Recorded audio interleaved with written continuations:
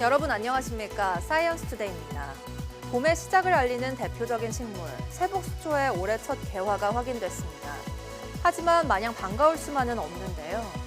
온난화의 영향으로 지난해보다 한 달 정도 앞당겨진 건데 기후변화가 자연 곳곳에 미칠 영향을 보다 면밀히 관찰해야겠습니다.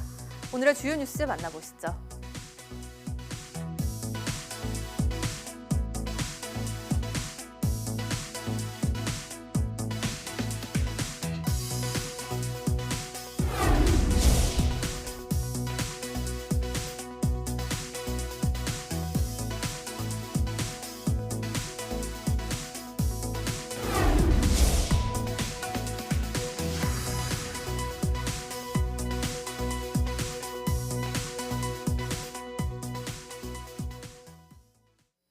오늘은 낮 동안 날씨가 크게 올라 예년보다 포근하겠습니다. 서울의 낮 기온은 8도, 부산 15도, 대구는 16도까지 오르는 등 초봄처럼 온화한 날씨가 나타나겠습니다. 이번 주말까지 큰 추위는 없겠지만 다음 주 초부터는 다시 강한 한파가 찾아올 전망입니다. 한편 전국의 초미세먼지 농도가 매우 나쁨 수준까지 오르고 오후에는 서쪽 지역부터 황사까지 유입돼 각별한 주의가 필요합니다. 세계기상기구 WMO가 지난해는 기온을 낮추는 라니냐가 이어졌음에도 전 지구 평균 기온이 산업화 이전보다 1.44도 높아 관측 이래 손에 꼽는 더웠던 해로 분석됐다고 밝혔습니다. WMO가 8개 국제기관과 함께 분석한 결과 기온은 역대 관측 기간 가운데 2, 3위 수준으로 나타났습니다.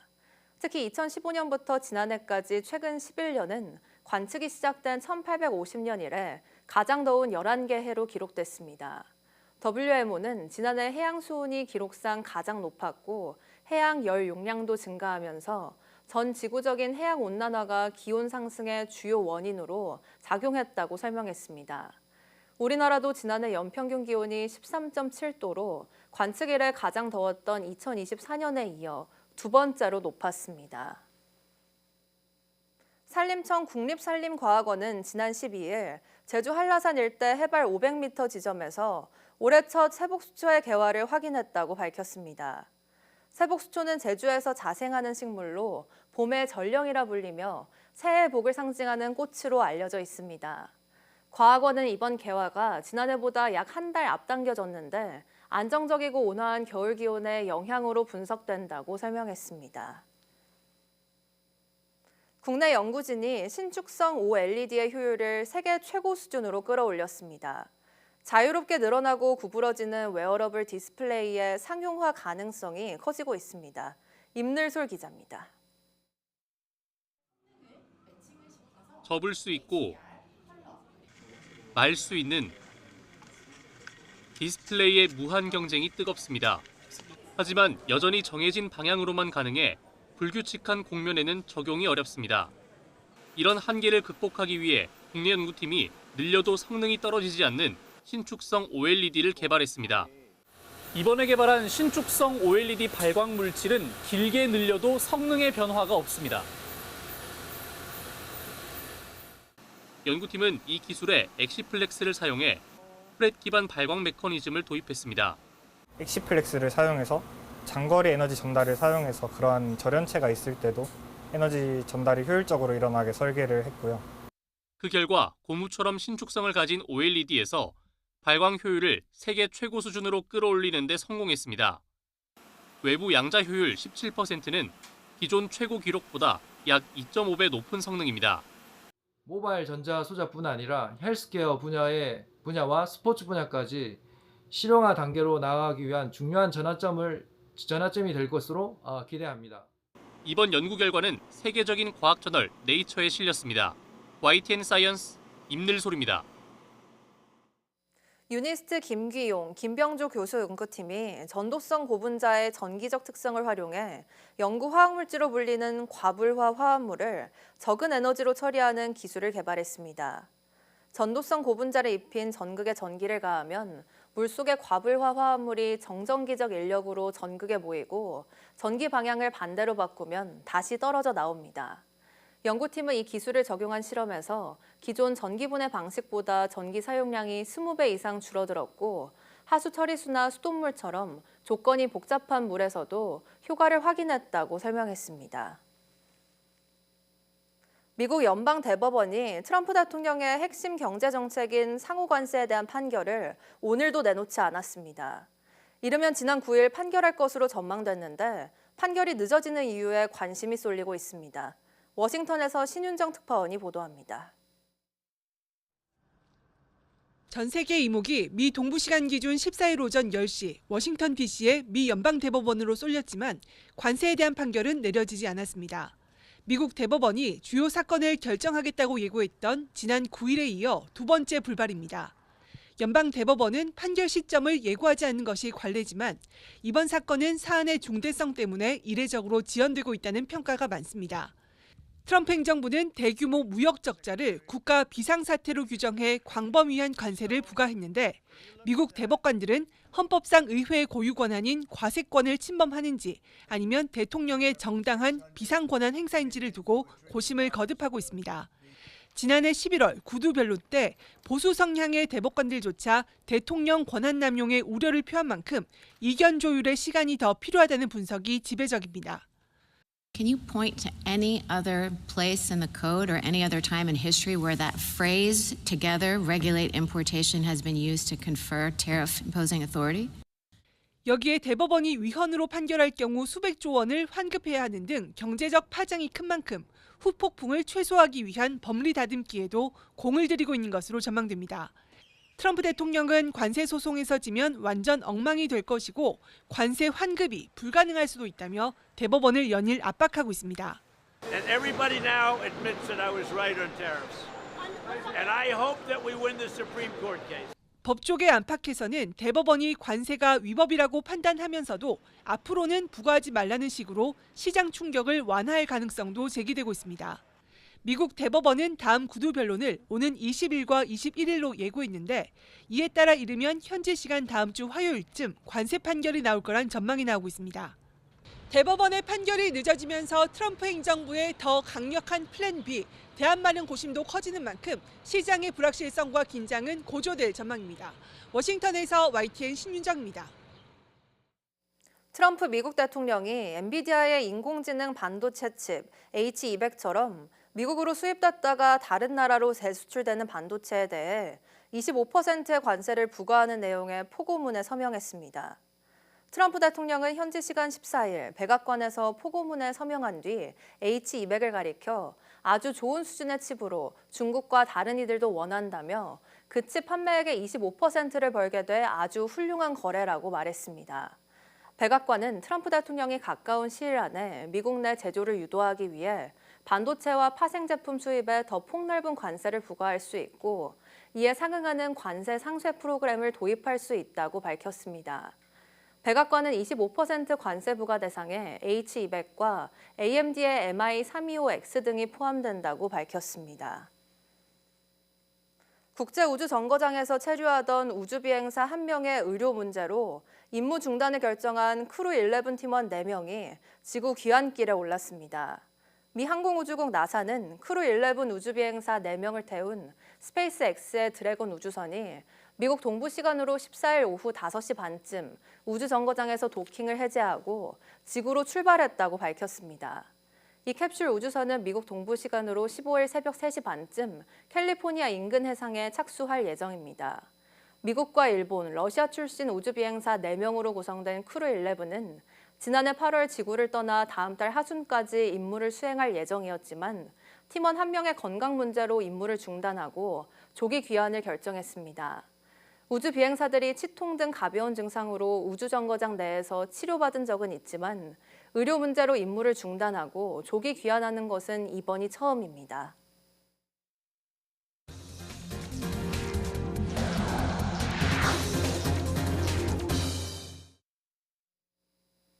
서울 시내버스 노사가 파업 이틀째 재개한 협상에서 극적으로 합의했습니다. 역대 최장기간 멈춰섰던 버스도 오늘 첫 차부터 운행을 재개했습니다. 이영원 기자입니다. 서울 시내버스가 오늘부터 다시 운행을 시작합니다. 서울시 버스조합과 사측이 극적으로 협상을 타결한 겁니다. 파업으로 인해서 서울 시민이 그동안에 고통을 겪었던 것은 진심으로 제가 2만 명을 대표해서 진심으로 서울 시민에게 사과를 드립니다. 노사는 어제 오후 3시부터 서울지방노동위원회에서 두 번째 사후 조정회의를 열었는데 협상 시작 8시간 50분 만에 조정안에 합의했습니다. 구체적으로 임금을 2.9% 인상하고 정년을 기존 만 63살에서 단계적으로 2년 연장하기로 했습니다. 당장 올해는 만 64살로 내년에는 만 65살로 늘립니다. 애초 노조는 통상임금 문제는 논외로 하고 임금 체계 개편 없는 임금 3% 인상과 정년 2년 연장 등을 요구해왔는데 인상률 0.1%포인트를 양보한 것 외에는 다 관철시킨 겁니다. 특히 1차 조정안으로 임금 0.5% 인상이 나왔던 만큼 2차 조정에서 노조 요구가 대부분 받아들여진 것으로 볼 수 있습니다. 노사 모두 서로 합의를 위해서 노력을 했고 그 결과 시민 불편을 해소한 것이 성과 중의 하나라고 생각합니다.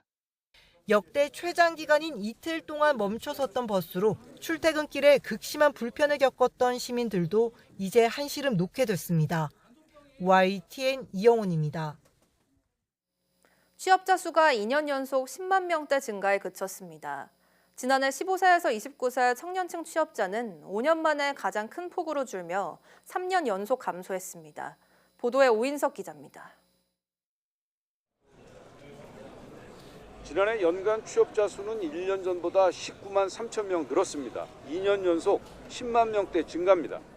취업자 증가폭은 2021년 36만 9천 명에서 2022년 81만 6천 명으로 큰 폭으로 증가했고 2023년 30만 명대를 기록한 뒤 이후 10만 명대 증가에 그쳤습니다. 지난해 보건복지업이 23만 7천 명 증가한 반면 건설업은 12만 5천 명, 제조업은 7만 3천 명이 각각 감소했습니다. 건설업과 제조업 취업자는 3년 연속 뒷걸음질 쳤습니다. 연령대별로는 60세 이상 취업자가 34만 5천 명 늘었습니다. 반면 15세에서 29세 청년층 취업자는 17만 8천 명 줄었습니다.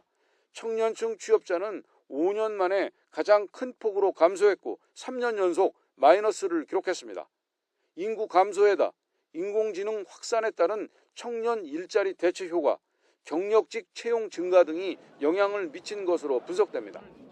지난해 일도 구직 활동도 하지 않는 30대 쉬었음 인구는 30만 9천 명으로 통계 작성 이래 가장 많았습니다. 청년층 쉬었음도 42만 8천 명으로 역대 두 번째로 높았습니다. 요즘은 경력직 채용이라든지 수시 채용들이 많아지면서 과거에 비해서 어떤 인력들이 구직 활동을 할 수 있는 어떤 기간들이 이런 것들이 좀 짧아진 게 아닌가. 그런 과정에서 이런 분들이 구직을 통한 실업보다는 쉬었음이나 이런 인력으로 30대에서도 많이 이동한 것으로 현재 좀 보여집니다. 지난해 12월 취업자는 16만 8천 명 증가했습니다. 정부는 청년 일 경험을 늘리고 지역 고용 촉진 지원금을 확대하는 등 고용 취약 부분에 대한 점검과 지원 방안을 강화하겠다고 밝혔습니다. YTN 오인석입니다. 연말정산에 필요한 각종 증명 자료를 손쉽게 조회할 수 있는 국세청 연말정산 간소화 서비스가 오늘 열립니다. 추가되거나 수정된 자료를 반영한 최종 확정 자료는 20일부터 제공합니다. 국세청은 신용카드 사용금액 등 각종 공제 자료를 올해는 3종 추가해 모두 45종 제공합니다. 장애인이 기관을 직접 방문해야 받을 수 있었던 발달 재활 서비스 이용 증명과 장애인 활동 지원급여 본인 부담금 자료가 간소화 서비스에 추가됐습니다. 정보 유출 사태 이후 쿠팡이 내놓은 보상안이 오늘부터 순차적으로 적용됩니다. 쿠팡은 지난달 29일 정보 유출 통지를 받은 고객 3,370만 명에게 1조 6,850억 원 규모의 보상을 진행한다고 밝혔습니다. 보상안은 쿠팡의 모든 상품에 쓸 수 있는 5,000원 이용권과 쿠팡이츠 5,000원 이용권, 쿠팡 트래블 상품 이용권 2만 원, 알럭스 상품 이용권 2만 원으로 구성됩니다. 와우 멤버십과 일반 고객에게 모두 같은 보상을 지급하고 이미 탈퇴한 고객은 문자로 구매 이용권 사용 방법을 안내할 계획입니다. 하지만 쿠팡이 소비자가 자주 사용하지 않는 알럭스와 트래블에 이용권 2만 원을 배치하면서 보상도 마케팅에 활용한다는 비판이 제기됐습니다. 미국 의회가 여야 가릴 것 없이 쿠팡에 대한 한국 정부 규제를 마녀 사냥이라고 비판하며 쿠팡 구하기에 나섰습니다. 청문회에서 적극적으로 비호에 나선 의원들은 쿠팡이 광범위하게 뿌린 로비와 기부금 수혜자들이었습니다. 권준기 기자입니다. 미 의회 청문회 첫 질의부터 쿠팡이 등장했습니다. 공화당 소속인 스미스 위원장은 지난해 한미 정상회담에서 미국 기업을 차별하지 않기로 약속하고도 한국 정부와 국회가 쿠팡을 공격하고 있다고 비판했습니다. Korean regulators already seem to be aggressively targeting U.S. technology leaders. One example would be Coupang through discriminatory regulatory actions.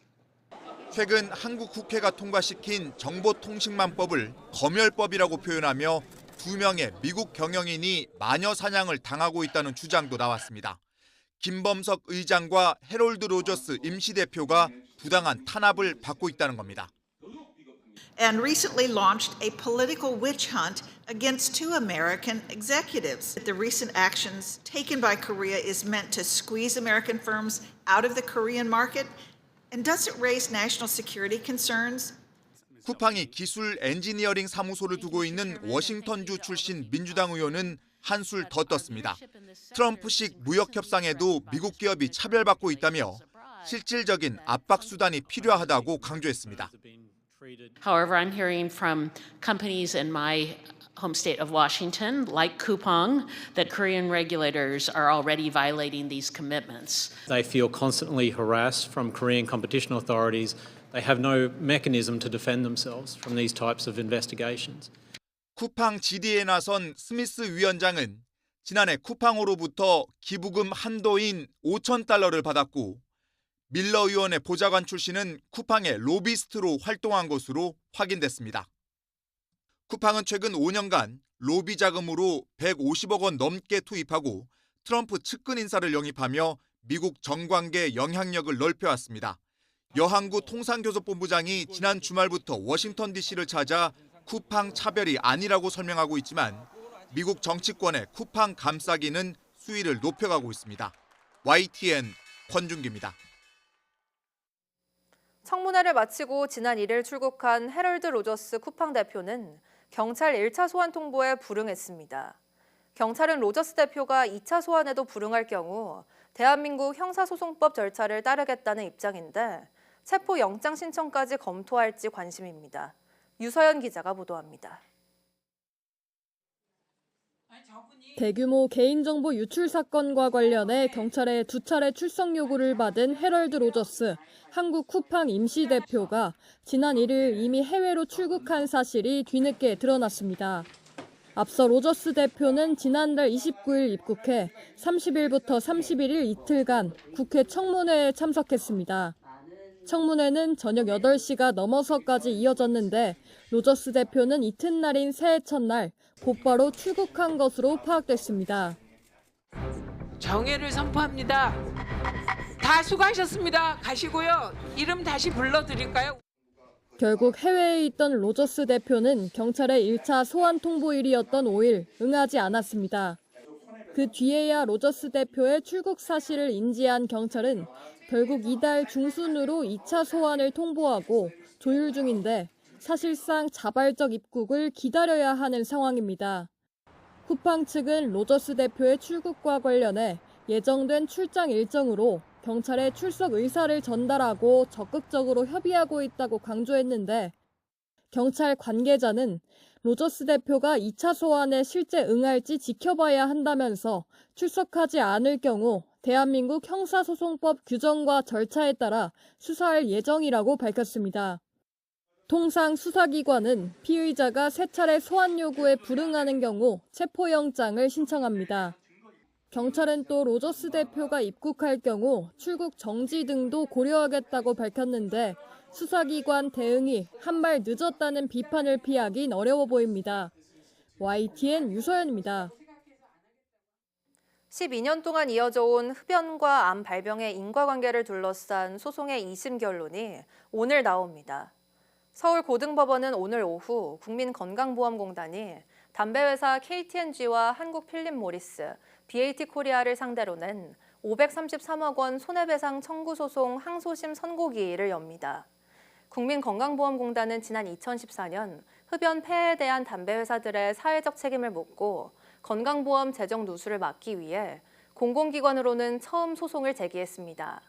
30년 이상 담배를 피웠거나 하루 한 갑씩 20년 이상 담배를 피운 뒤 흡연과 연관성이 높은 폐암 또는 후두암을 진단받은 환자들에게 공단이 지급한 급여비가 청구 대상입니다. 전체 출생아 가운데 인공수정이나 체외수정 등 난임시술로 태어난 아이 비율이 꾸준히 늘어 15%를 넘은 것으로 나타났습니다. 건강보험심사평가원의 난임시술 관련 연구 자료를 보면 전체 출생아 중 난임시술로 태어난 아이 비율은 2019년 8.7%에서 2024년 15.1%로 급증해 5년 새 1.7배나 늘었습니다. 전체 출생아 수는 2019년 30만 2,348명에서 2024년 23만 8,235명으로 21.2% 줄었는데 난임 시술에 의한 출생아 수는 2만 6,371명에서 3만 6,025명으로 36.6% 증가했습니다. 해를 거듭할수록 전체 출생아는 주는 반면 난임 시술로 태어난 아이는 늘면서 비율이 점점 커지는 겁니다. 중국이 추진하는 1대1로 계획의 핵심 사업으로 꼽히는 태국의 고속철도 공사 현장에서 대형 참사가 일어났습니다. 대형 크레인이 무너지면서 마침 그 아래를 지나가던 열차를 덮쳐 100명에 가까운 사상자가 나왔는데요. 한국인 승객 1명도 숨진 것으로 확인됐습니다. 보도에 유투건 기자입니다.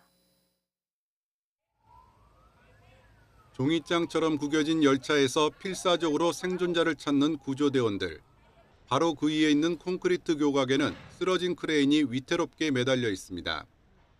태국 중부의 고속철도 공사 현장에서 대형 크레인이 무너져 마침 그 아래를 시속 120km로 지나가던 열차를 덮쳤습니다. 객실 하나는 두 동강이 났고 나머지는 선로를 이탈하면서 불길에 휩싸였습니다.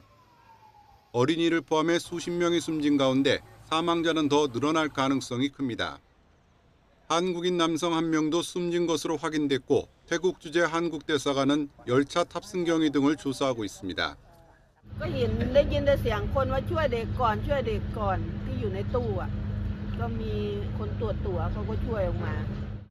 새로 건설되는 고속철도는 수도 방콕부터 북동부 농카이까지 약 600km를 잇는 24조 원 규모의 초대형 사업입니다. 중국이 추진하는 1대1로의 핵심으로 2030년 2단계 공사까지 마무리되면 라오스를 거쳐 중국 윈난성까지 연결됩니다. 사고가 난 공사 구간의 시공은 태국의 대형 건설사가 맡았고 중국 회사가 설계와 감독을 담당했습니다. 현장을 찾은 태국 총리는 철저한 조사와 책임자 처벌을 강조했습니다. But I think we have to investigate whether they have done this in accordance with the design and methods of construction or not. 이번 참사를 일으킨 태국 건설회사는 과거에도 여러 차례 사망 사고를 냈습니다. 특히 지난해 3월에는 방콕에서 건설 중이던 30층짜리 건물이 미얀마 지진의 충격으로 무너져 90여 명이 목숨을 잃었습니다. YTN 유투관입니다.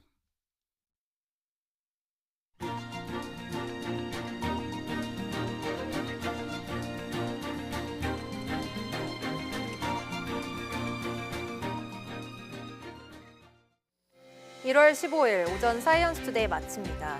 오후 뉴스도 많은 시청 바랍니다. 시청해주신 여러분 고맙습니다.